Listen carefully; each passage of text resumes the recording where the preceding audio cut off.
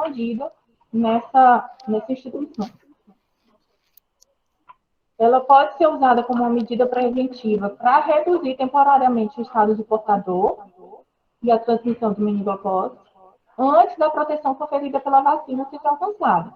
Ou quando o bloqueio vacinal não esteja indicado, mas não seja possível implementá-lo. Porque às vezes eu não tenho a vacina disponível para fazer aquele bloqueio imediatamente. Então, você pode fazer a químio até conseguir fazer a vacinação e que ela tenha um alcance desejado. Se for realizada, deve ser o mais precocemente possível após a determinação que existe um surto. Para maximizar o impacto potencial da transmissão, a quimioprofilaxia deve ser administrada a todas as pessoas dentro de um prazo mais curto possível, idealmente dentro de 24 horas. A escolha do antibiótico deve ser avaliada e decidida em conjunto pelas 3 esferas de gestão também. E aqui, em relação aos dados que a gente tem do DF, eu coloquei até os dados de 2020, que é o que está fechado o ano inteiro, e a gente observa que do ano de 2020 teve uma redução significativa no número de casos de meningite, confirmação de meningite.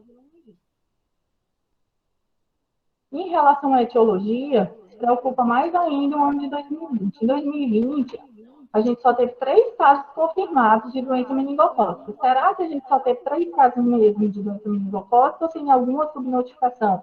Se algum caso foi passado com Covid ou com outra doença que não seja doença meningocócica? Isso é uma coisa que vale a gente pensar e ficar mais atento, porque esse ano de 2021 a situação está mais crítica ainda. Até o momento só tem um caso de doença meningocócica notificado e vale a pena abrir esse leque. Será que não está indo para outra doença? Porque a gente sabe que com o uso de máscara provavelmente teve uma redução do número de casos com distanciamento social, mas para baixar dessa forma, eu não acredito que seja tão desse jeito, não, até porque nos outros estados está tendo notificação, está tendo caso confirmado. Houve diminuição? Houve, mas não dessa forma. Se pegar os últimos, de 2017 para cá, a gente estava mantendo uma média de 22, 23 casos de doença meningocócica. No ano de 2020, baixou para 3 casos. Então, assim, a redução é muito abrupta, muito grande. E para de 2021 vai ser mais ainda. Aqui, em relação às outras etiologias, o que chama a atenção, que eu já tinha comentado com vocês, é em relação à meningite não especificada. Porque ela predomina, é a maioria dos casos de meningite confirmada, termina fechando como não especificada. Muitas vezes é porque não tem material para identificação de agente etiológico. Em relação aos critérios de confirmação laboratorial, o que observa ao longo do tempo é que houve uma melhoria muito grande em relação ao laboratório. A parte de PCR, depois que começou a implantar a melhoria da cultura, a gente tem uma identificação muito grande desses agentes, principalmente da doença meningocócica. Melhorou muito. A série histórica das incidências das doenças após a vacinação, o que a gente observa? Em 99 foi introduzida a vacinação do hemófilos, e em 2010 foi introduzida a vacinação com meningococco conjugada e a pneumodese de rotina nas salas de vacina. A partir de então, a gente observa que há uma queda desses agentes.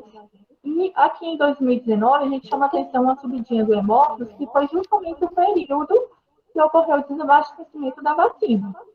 Aqui não é hemófilos B, tá, gente? Aqui eu coloquei todos os tipos de hemófilos. E aqui a série histórica do hemófilos, com o número de casos e acidentes. Aqui a vacinação, a introdução da vacinação e a queda do número de casos. Normalmente, por ano, tem uma média de 3 casos, 2, 3 casos. Da doença meningocócica.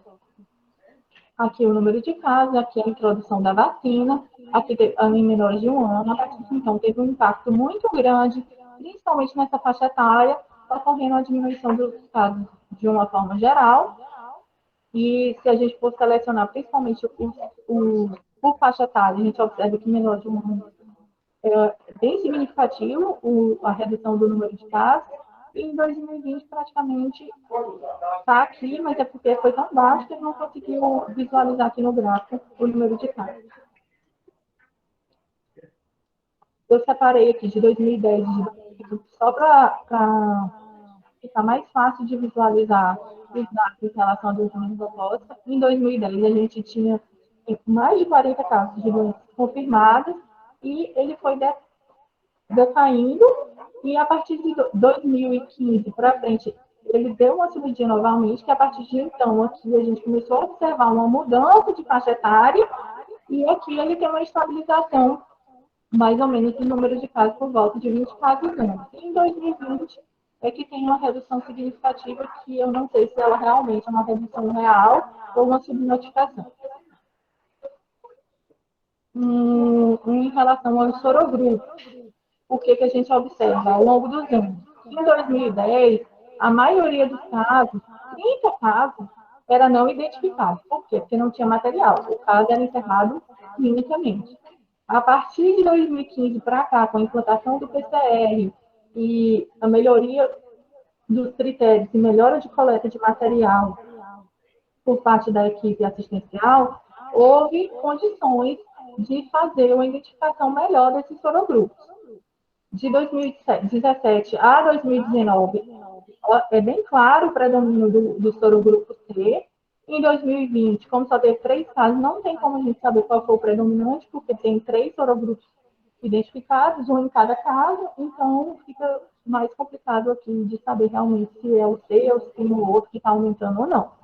Em 2021, essa aqui eu acho que vai se manter, porque praticamente não tem caso, nós já estamos no final de setembro e não tem. E a outra coisa, aqui é mostrando a distribuição de casos por faixa etária, que é aquele que eu já tinha comentado aqui. E essas linhas aqui são umas linhas de tendência de como que, teoricamente, a gente espera que vá se comportar os casos de doença meningocócica. Em menores de 1 ano, você vê que houve uma queda e que ele tende a se estabilizar aqui. Em relação a 1 e 4 anos, ele tem uma queda que ele subiu um pouquinho e agora está se estabilizando nos últimos 2 anos. E a faixa etária maior que é dos adultos e adolescentes, que aqui tem um aumento de 2015 para cá, de 15 a 19 anos, e aqui deu uma quedinha em 2019, e em 2020 a gente não tem, mas também não teve uma quantidade grande de casos para que possa ser avaliado.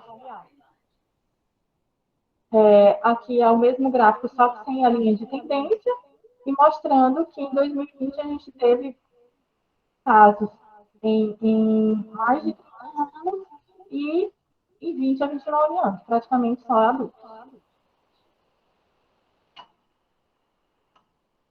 Em relação à letalidade da doença meningocócica com as outras meningites, a gente observa que em 2015 foi pouco caso notificado aqui, são 9 casos, mas em compensação a letalidade foi altíssima, foi quase 50%.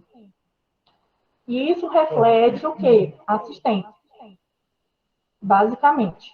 Atraso no diagnóstico e, consequentemente, termina tendo uma implicação no prognóstico do doente. Depois disso, tem uma queda, e em 2019 há um novo pico aqui, e 2020 teve os casos, mas não teve nenhum óbito. Então, a letalidade em 2020 não pode ser avaliada. Os óbitos por sorogrupo, o que a gente observa é que esse em branco aqui não foi conseguido identificar, que em 2013 e 2014 era mais prevalente, e em 2019, de 2017 para cá, a maioria dos óbitos é do sorogrupo C, que é o sorogrupo mais prevalente aqui no DF.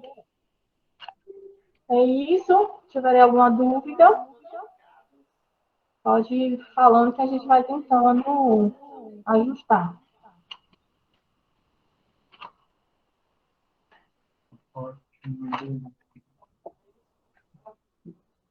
Agora, as perguntas. Deixa eu Fabiano sair aí, Marilinha. O chat, tem algumas coisas que o pessoal colocou no chat para a gente poder resgatar, né? Gente,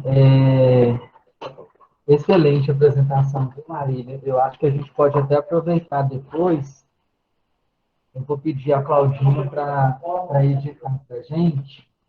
E aí a gente faz tipo um videozinho mesmo dessa apresentação. Eu acho que é bacana, né? A gente disponibilizar. E o pessoal pediu a apresentação também, aí eu falei com eles, né, que a gente ia disponibilizar depois no grupo. Aí, enquanto a Marília estava apresentando, né, eu aproveitei, eu fui lá na Gedante e conversei com a Aliciana, porque, assim, o tema da meningite é um tema muito importante, né, e, assim, o alto potencial epidêmico que a meningite tem também, né, e, assim, as dúvidas que vocês têm de ter trago, né, essa demanda, ela é muito importante. Então, eu acho que, assim, a gente tem aí 30 minutos para a gente poder explorar bastante da Marília, perguntar o máximo de coisas que a gente puder.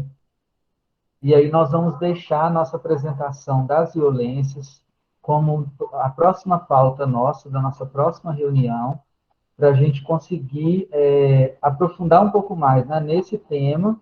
E aí, na próxima pauta, a gente traz só a violência, tá bom? Vamos ver aqui no chat que tinha uma pergunta.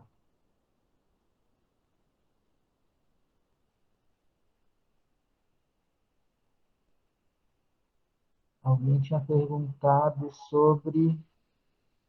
Ou então, se a pessoa quiser falar, gente, quem colocou a pergunta no chat, né, agora está com vocês. Fiquem à vontade. Podem abrir, perguntar, do que a gente ficar olhando aqui só o chat. Foi lá do Hospital Universitário, acho que é a Patrícia. Ela perguntou se tinha alguma nota técnica oficial. Nota técnica oficial em relação ao quê? A quimioprofilaxia, a notificação, o que é?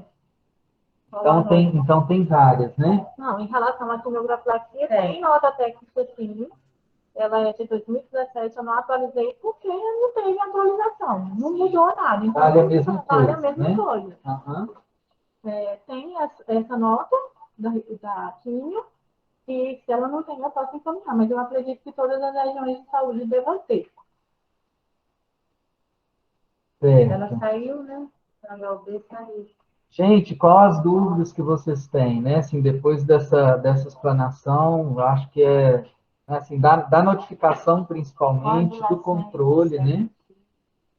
A Gabriela, quando o LACEN recebe a ficha de doença meningocócica, há um fluxo para a priorização do exame, para maior rapidez das ações de vigilância? Sim, normalmente quando tem a comunicação do caso, se é uma suspeita de doença meningocócica, eu já aviso o LACEN que vai entrar um material, se é suspeita de doença meningocócica, e eles já fazem o lápis e, se possível, se tiver em tempo e tiver disponibilidade do laboratório de realizar logo o PCR, eles também realizam o mais rápido possível.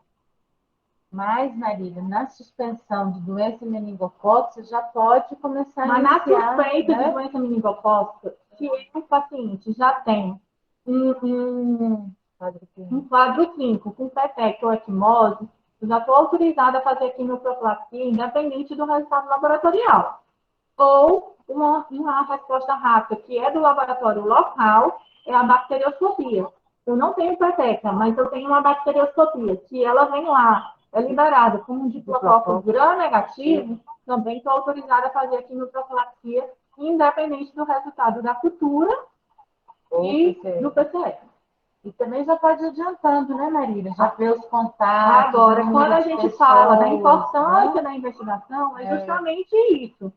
E na investigação você já consegue fazer a identificação dos contatos, para caso seja necessário, você já tem a informação de quem deverá receber a quimioprofilaxia. Já vai adiantando o expediente. Assim, é muito interessante que enquanto você estava fazendo a apresentação, eu estava tentando resgatar aquele surto lá de São Paulo, aquele lá de